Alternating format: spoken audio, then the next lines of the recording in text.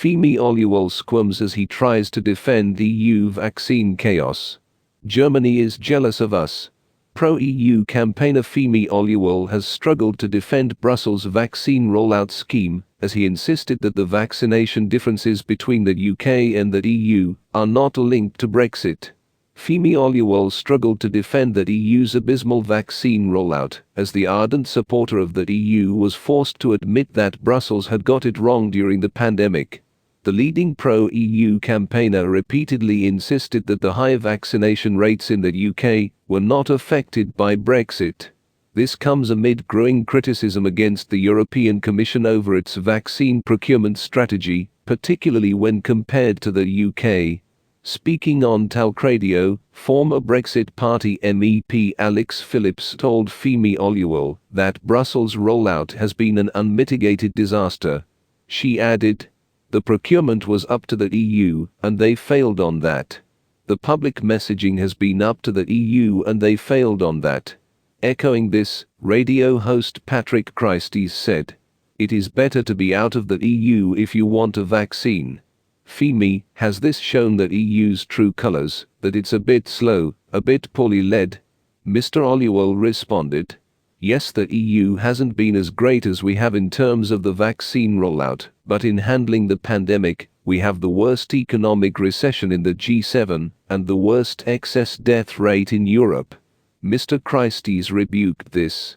"Germany is jealous of us." On the front page of Bild, they said they envy the UK now. If the EU is so good, and it's handling it so well, and we are so terrible, it's a weird thing for the Germans to say, isn't it? When the pro-EU activist pointed out that Bild is a right-wing German newspaper, the talkRADIO host responded, "But it is based on facts. We saw a video earlier of a vaccination center in Belgium that was completely empty. You could have fired a cannon in there and you wouldn't have hit anyone. The EU's mixed messaging has been deadly. They have played politics with people's lives by claiming the efficacy of the AstraZeneca vaccine in the over 65s was poor.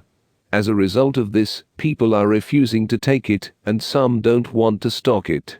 The political campaigner agreed that it was wrong for people like Emmanuel Macron to question the vaccine efficacy. Mr. Oluwole added, "It was also stupid of the Commission to try and take over from Germany when they were negotiating with AstraZeneca to get the vaccines. None of that changes the fact that you are more likely to have died if you're in the UK than in the EU." Ms. Phillips hit back.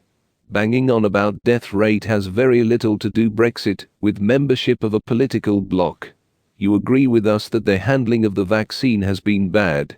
The EU turned around and said to Italy, to the Netherlands, to Germany, do not pick up the phone to those pharmaceutical companies. That would be breaking the trust and confidence of the membership status. We need to do this as a bloc."